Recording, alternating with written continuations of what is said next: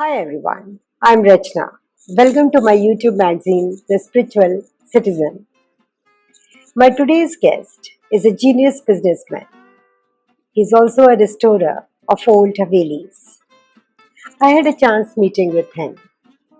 I was very impressed by his cordial nature, his generosity, and his helping attitude.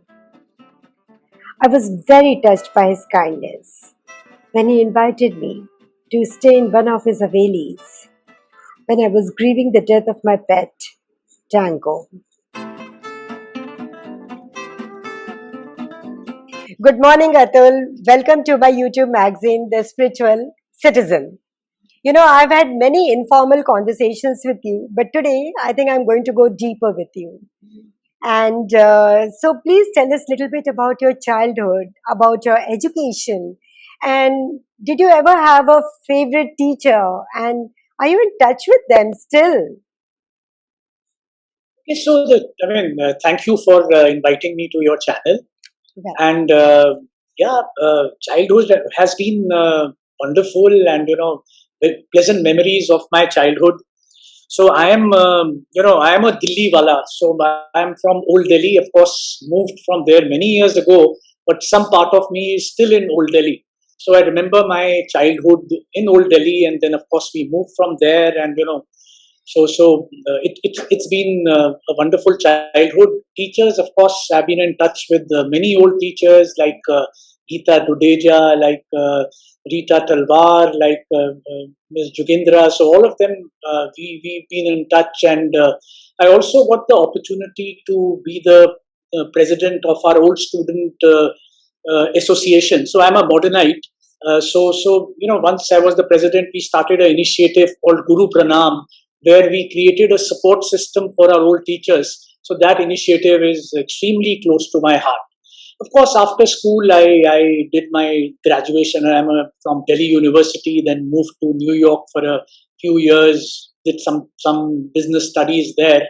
So it's been interesting. It's been fun. so, do you always wanted to be a businessman? I mean, what motivated you to come into business? So I come from a business family, and all business families, they want you to start early. So I think it came very naturally, and being a businessman, I mean, everybody else at home was into business, so that came very naturally to me too. If you are doing charity work, I think the business angle is extremely important, because anything to stay viable, you need the business angle to it. So well, I feel that it's good to be a businessman. And Atul, you have been a businessman par excellence. I mean, you have been a recipient of many prestigious awards, and you're a very ethical businessman. And how important do you think ethics is in business, and why do we see lack of it these days? You make me feel very important. Thank you for that. Yeah, well, ethics are extremely important. I think that is the core of your being a businessman. Also means that you are giving employment, you are giving taxes. Ethics is important, and I think the testing time for your ethics was COVID. COVID, this current situation, what happened the last few months.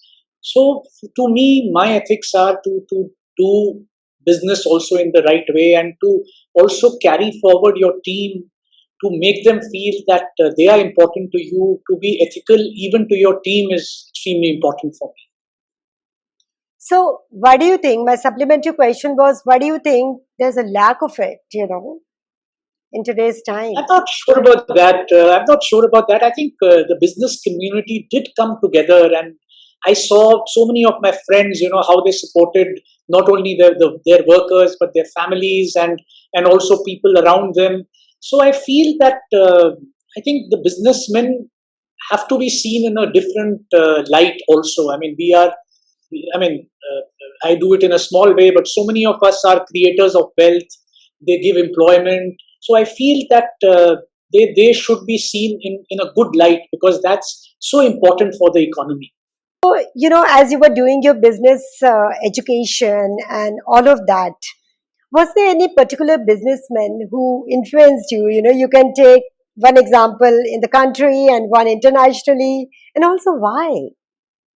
Okay, so let me like here. I want to say that anyone, I think all businessmen, national and international, who to me, who I look up to, are the people who made their passion, who made their hobbies into a successful business model.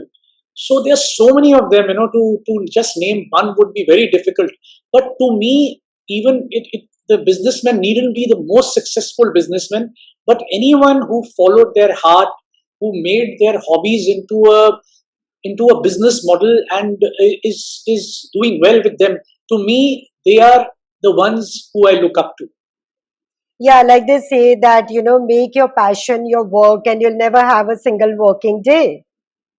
So that's what I believe also in, and that's what I'm doing as of now. And life becomes so much more enjoyable if it's not like a working day for you. Whatever you are doing, I mean, if if there is a project, a heritage project for me, so even if I'm working late at night and getting up morning or not even sleeping, just thinking about it, so that's so much enjoyable. So it's not like work. Your passion becomes your business. I think that's really that makes your life more enjoyable. So anyone who's done that, to me, they are my heroes. I look up to them, and so Wow, many examples. wow, wow. Uh, as you mentioned just a minute back, that because of pandemic, a lot of businesses are actually, they some have become non-functional and some have to actually, step back and wait for the right time to develop all over again. So, how do you keep your team motivated? Because especially the hotel industry have been hit very hard. Yes, you are absolutely right. I think really, I mean, we are the worst hit, and we know that the business is also not going to come back in a hurry.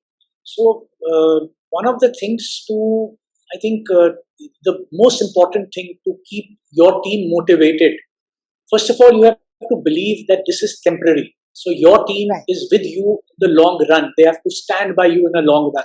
right. So it's very, very important, and especially in these crucial times, you have to be their friend and their family. I know the revenues are not flowing in like they used to do earlier, but then how do you treat your family or your friends? You stand by them.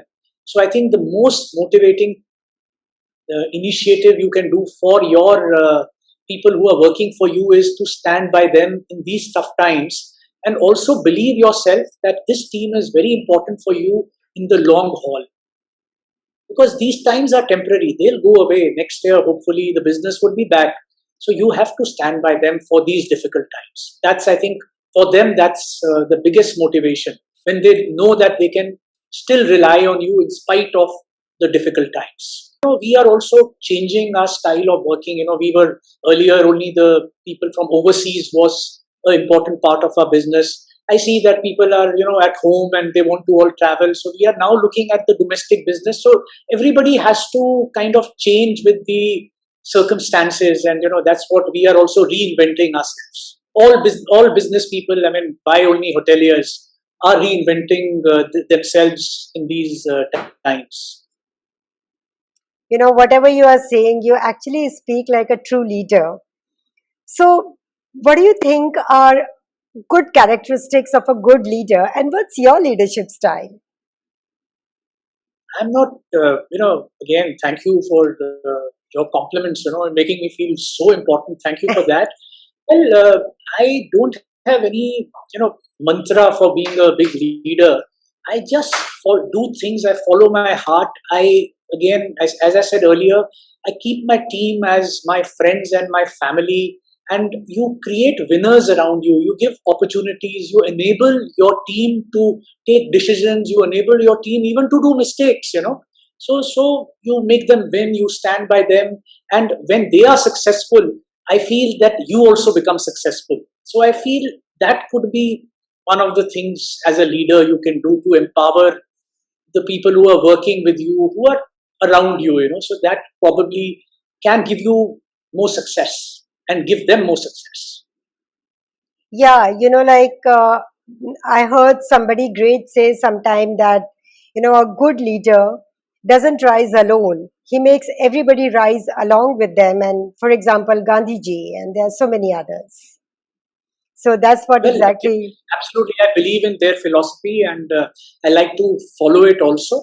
So most of my people are with me for many years, and so that's a, and it's not that I'm doing them a favor; they are actually doing me a favor. They stand by you, and your core team becomes your strength. Wow. That's such an amazing way of describing what a good leader should be. And Atul, I have been very honored to be a guest in your hotel. It was unfathomable for me to even imagine the amount of hard work which must have gone into restoring those dilapidated structures. And today they are a work of art and also a work of passion.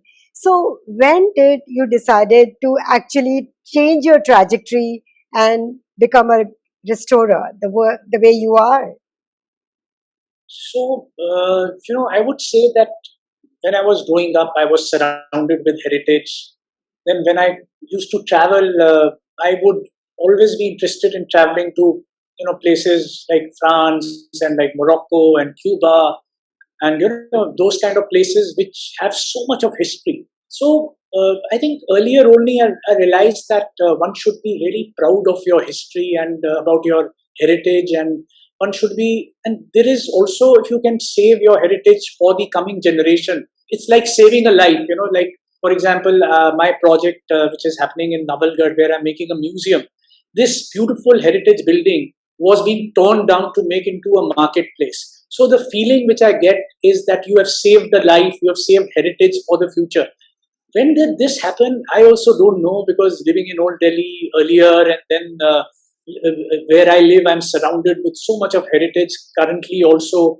And I think I started following it when I turned 50, which is, of course, it's been a long time back, when I decided to take it as a business. So then in my favorite car, which is Ambassador, I traveled all over Rajasthan, because I was quite fond of Rajasthan, and I found these two twin Havelis, which I now have restored it and run it as a heritage hotel. And so that I guess that was the time when I really came into doing something about heritage. So, what challenges you most? Why do you think reinventing oneself is very important? And what is it, when you wake up in the morning, is the driving force for you to be your best self every day? So for me, I think I found my calling. I think everyone should find their calling and do things around it.